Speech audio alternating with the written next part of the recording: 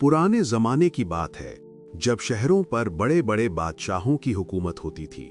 हर बादशाह अपने तख्त और ताज को सबसे बड़ी नेमत समझता और अपनी ताकत का घमंड करता।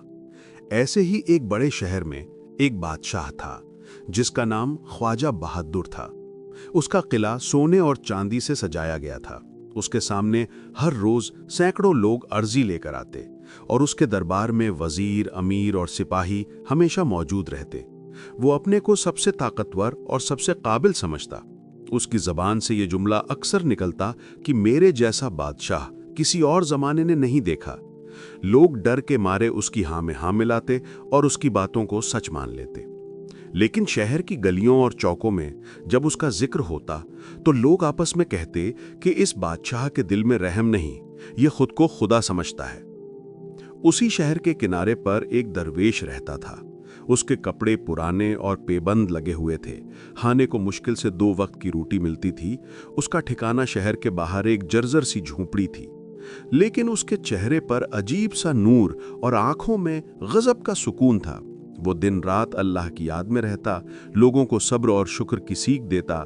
कोई भूखा मिलता तो अपनी थाली बांट देता, कोई गमज़दा आता तो उसको हिम्मत देता, कोई गुनहगार पास आता तो उसे तौबा का रास्ता समझाता। लोग दूर दूर से उसके पास आते और उसके पैगाम से अपने दिलों को सुकून पाते। बादशाह के वजीरों ने जब ये देखा कि शहर के लोग दरवेश की बातों से मुतासिर हो रहे हैं तो उन्होंने बादशाह से कहा, जहां पना ये दरवेश आपकी सल्तनत के लिए खतरा है। लोग इसको अपना रहनुमा बना रहे हैं। अगर ऐसा चलता रहा तो लोग आपके हुक्म की परवाह छोड़ देंगे।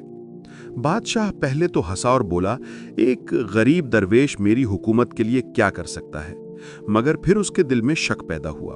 उसने सोचा, अगर लोग इसकी बातें सुनकर बदलने लगे तो मेरी ताकत कम हो जाएगी। ये मुमकिन नहीं कि मेरे शहर में कोई मेरी हुकूमत के मुकाबले खड़ा हो। बादशाह ने दरवेश को दरबार में बुलवाया।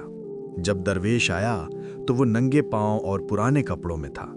दरबारियों ने उसे देखकर तिरस्कार से मुंह फेर लिया, मगर दरवेश बेफिक्र खड़ा रहा। बादशाह ने गुस्से से कहा, तू कौन है जो मेरे शहर के लोगों को अपनी बातों में फंसाता है? क्या तू नहीं जानता कि यहाँ का हुक्मरान मैं हूं? दरवेश ने मुस्कुरा कर कहा, तू बादशाह है, इसमें शक नहीं, लेकिन तेरी हुकूमत इस दुनिया तक है और असली हुकूमत तो अल्लाह की है। मैं तो लोगों को उसी की तरफ बुलाता हूं। अगर लोग सुनते हैं तो ये उनकी अपनी चाहत है, मेरा कोई जोर नहीं। बादशाह का चेहरा लाल हो गया। उसने कहा, तू मेरी रियाया को मेरे खिलाफ कर रहा है। मैं तुझे ऐसी सजा दूंगा कि तेरे जैसे 1000 लोग सबक लें। दरवेश ने इत्मीनान से कहा, अगर तू समझता है कि मेरी जान लेकर तेरी हुकूमत मजबूत हो जाएगी तो ये तेरी भूल है। हुकूमत का मालिक अल्लाह है। अगर मैं मर भी जाऊं तो लोग सच की तरफ ही बढ़ेंगे। दरबार में सन्नाटा छा गया। किसी की हिम्मत ना हुई कि कुछ कहे। बादशाह ने गुस्से में हुक्म दिया कि दरवेश को कैद खाने में डाल दो। दरवेश को जंजीरों में बांधकर कैद खाने भेज दिया गया। वहां अंधेरा था, बदबू थी और कैदी अपनी अपनी सजाओं के बोझ में कराह रहे थे। मगर दरवेश ने वहां भी सजदा किया और अल्लाह को याद करने लगा। धीरे धीरे कैदी उसके पास आने लगे और उसने उन्हें सब्र, तौबा और नेकी की बातें सुनानी शुरू की। जिनके दिल गुनाहों से सख्त हो चुके थे वे नर्म पड़ने लगे। कैदखाना जो चीखों और कराहों से गूंजता था, अब वहां से अल्लाह की याद की आवाजें आने लगी। ये खबर बादशाह तक पहुंची। उसे और गुस्सा आया। उसने कहा कि ये दरवेश तो मेरे लिए और बड़ी मुसीबत बन गया। अगर ऐसे ही रहा तो कैदी भी बगावत कर देंगे। बादशाह ने दरवेश को फांसी देने का फैसला किया। लेकिन उसी रात बादशाह ने एक अजीब ख्वाब देखा। उसने देखा कि एक बहुत बड़ा मैदान है। वहां तख्त पर एक नूरानी हस्ती बैठी है और उसके सामने इंसानों का हिसाब हो रहा है। बादशाह को बुलाया गया और उसके सारे गुनाह गिनाए गए। उसने देखा कि उसकी दौलत, उसका ताज, उसका तख्त सब राख हो गया है और वो अकेला खड़ा है। उसके सामने दरवेश आया और उसको ऊंचा मकाम दिया गया। बादशाह को सजा सुनाई गई और वो कांप उठा। नींद टूटते ही वो पसीने में तर था। उसका दिल कांप रहा था और उसकी रगें जैसे जम गईं। सुबह होते ही उसने दरवेश को बुलवाया। जब दरवेश उसके सामने आया तो बादशाह ने कहा, मैंने तुझे तकलीफ दी, तुझे कैद किया, तुझे जलील किया, लेकिन तू कभी नहीं डरा। ये कैसे मुमकिन है?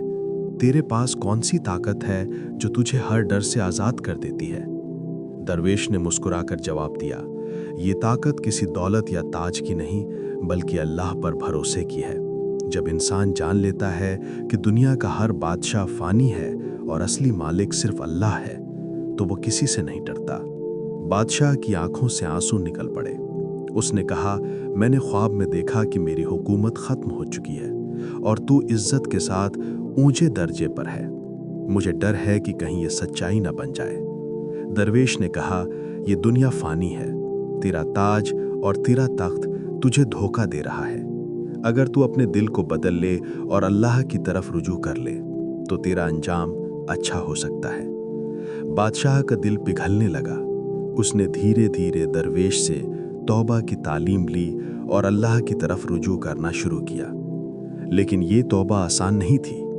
उसके दिल में एक तरफ ताज और ताकत का मोह था और दूसरी तरफ दरवेश की बातों का असर। यही जद्दोजहद उसके अंदर शुरू हो गई। बादशाह जब दरवेश से मिला और उससे तौबा और अल्लाह की तरफ रुजू की बातें सुनी तो उसका दिल पहले से कहीं ज्यादा बेचैन हो गया। वो अपनी जिंदगी में पहली बार इस गहरी हकीकत से रूबरू हुआ था कि ताज और तख्त, दौलत और ताकत सब फानी है। लेकिन फिर भी उसके अंदर का अहंकार बार बार सर उठाता। जब वो अपने महल के सोने जड़े हॉल में बैठता और उसके सामने हजारों सिपाही और वजीर अदब से खड़े होते तो वो सोचता, क्या ये सब मेरा नहीं? क्या मैं इनका मालिक नहीं? लेकिन जैसे ही दरवेश की बातें उसके दिल में गूंजती तो वो कांप उठता। वो समझ नहीं पा रहा था कि किस रास्ते पर चले। एक रात वो अपने महल की बालकनी में अकेला बैठा था। उसके सामने शहर की रोशनियां जगमगा रही थीं, लोग उसके डर से खामोश थे और उसके महल के पहरेदार तलवारें थामे खड़े थे। मगर उसके दिल में एक अजीब सी तन्हाई और खलापन था।